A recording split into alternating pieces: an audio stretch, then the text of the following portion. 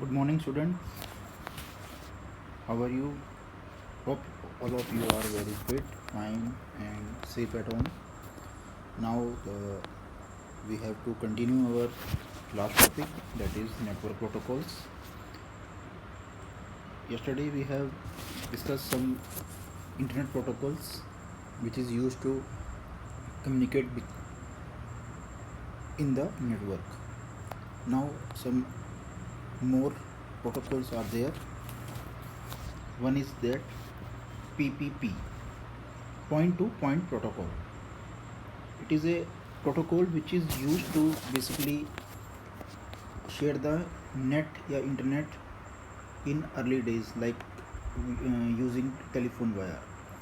So how to use that in telephone line we have to discuss.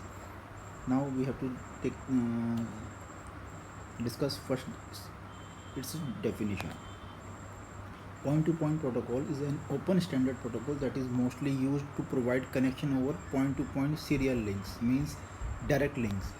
Means पहले आपके घर पे exchange से डायरेक्टली आपके घर पे एक लाइन आती थी डायरेक्टली, वो आपकी डेडिकेटेड लाइन होती थी। मीन्स हर घर में एक अलग लाइन जा रही थी। ऐसा नहीं है कि एक लाइन से ही सबको कनेक्शन दिए जा रहे थे, नहीं, हर घर के लिए एक ही लाइन आ रही थी। तो that's why it is called point to point.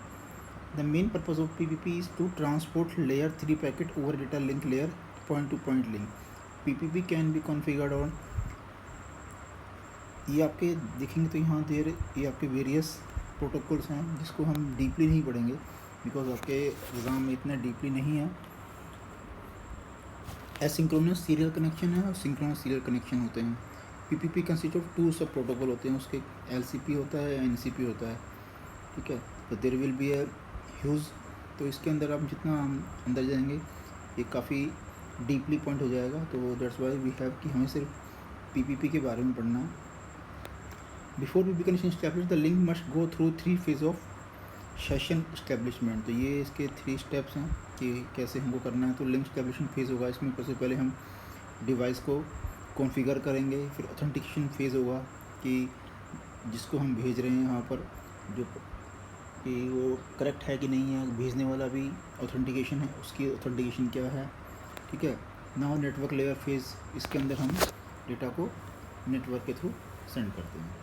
तो this is how PPP work. Now another important protocol is HTTP, which is everybody has been used in their routine life whenever you have to access the internet, because it is used to transmit the information from server to client or browser. HTTP stands for Hypertext Transfer Protocol and it is used to transfer data across the web. It allows users of the World Wide Web to exchange information found on web pages. When accessing any web pages, entering HTTP in front of address like this browser, तो जब भी आप कोई site open करते हैं तो उसके पहले ऑटोमेटिकली, अगर नहीं भी करते हैं तो automatically HTTP should be added, और अपने आप ऐड हो जाता है। It is a connectionless text based protocol, client web browser and request through servers, ठीक है। तो यहाँ आप देख लेंगे ये आपका यूज़र है, वेब ब्राउज़र है, ठीक है। आपने रिक्वेस्ट किया क्योंकि आपने python.mykvs को ओपन किया, बट एक्चुअल में वो python.mykvs ओपन नहीं होता, उसका एक IP एड्रेस होता है। देन वो उसने उसको लिंक किया, HTTP ने रिस्पॉन्स किया उसको बाद में कि हाँ ये डेटा आपको मिल जाएगा। उसके बाद एक लोकल DNS आता है, वो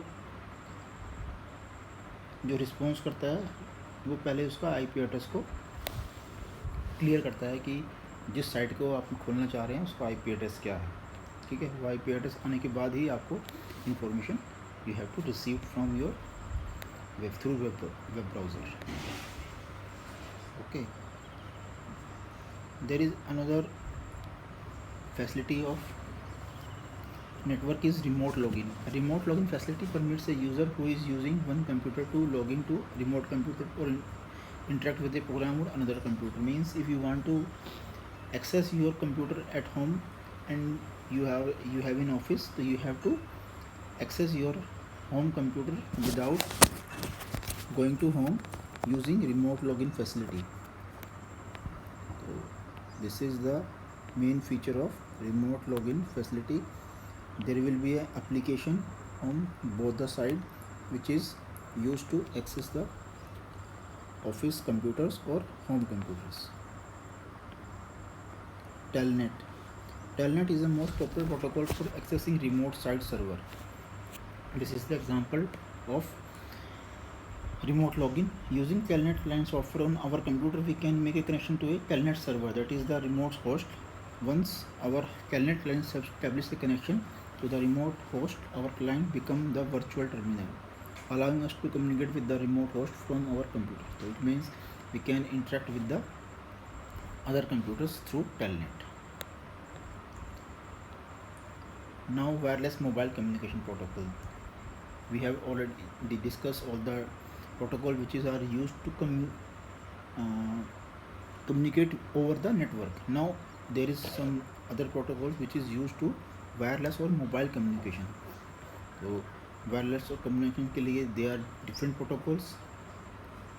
So we have their protocols are GSM, GPRS, WLL, which is you have already know about these protocols because GSM phones are already there, GPRS there. Global System for Mobile, full form of GSM is communication, is a standard developed by the European Telecommunication. This is a standard for 2G cellular network. जब starting हुआ था mobiles का तो there is 2G cellular network हुआ था. तो general packet radio service technology इसके अंदर यूज़ होती थी जिसके थ्रू हम डेटा को ट्रांसमिट करते थे. तो आपका जब भी अगर आप बैलेंस चेक करते हैं अपने डेटा नेट का तो अभी भी सब मोबाइल्स में लिखा हुआ आता है GPRS बैलेंस. तो वो GPRS के वो बेसिक का जो इसका बेसिक फंडा है वही इसके आज भी हम यूज़ कर रहे हैं. तो the widely use GSM frequency band are 900 और 1800. जो फ्रिक्वेंसी जो कम्युनिकेशन के लिए यूज़ करते हैं आज भी वो है 900 और 1800. GSM mobile use sim cards, everybody knows, आप जानते ही हैं. इसके अंदर एक सब्सक्राइबिलिटी मॉड्यूल होता है जिससे आपका मान चलता है कि आप कॉल किसको रिसीव होनी है और किसके थ्रू जानी है. ठीक है, this is SIM card. GSM कैसे काम करता है, ये पूरा सिस्टम है आपका GSM को. You have to check it. Mobile station होते हैं, बेस स्टेशन होते हैं, ये आपको खुद ही पढ़ना है क्योंकि काफ़ी डीपली है. इसमें कोई ज़्यादा कॉम्प्लिकेशन नहीं है बिकॉज ये एक जनरल टॉपिक्स हैं जो हर कोई जानता है. GPRS जो आपकी डेटा को ट्रांसमिट करने के लिए यूज़ करते हैं, तो ये भी आप इसको पढ़ लेंगे. कोई डाउट है तो आप मुझसे पूछ लेंगे. WLL जब आपने स्टार्टिंग में आपने कभी देखा होगा टाटा इंडिकॉम और रिलायंस की जब स्टार्टिंग में सर्विस हुई थी which is based on this protocol only, वो WLL पे ही हुई थी. Wireless in local loop, it is the full form is wireless in local loop. Initially the telephones were connected via copper cables, but with WLL protocol telephone with WLL support can be used while roaming. When somebody calls from WLL to another phone, the base transmitter accepts the signal and send to its base station controller. तो इसका system थोड़ा काम करने का अलग है और GSM का काम करने का तरीका थोड़ा डिफरेंट है. तो you have to check it out कि ये कैसे काम करता है.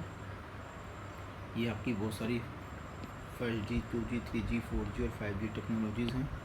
ठीक है, ये इनके एक्सपर्ट्स हैं कि आप इनको कैसे करते हैं, कब से कब स्टार्ट हुई थी, द रेंज दी हुई है.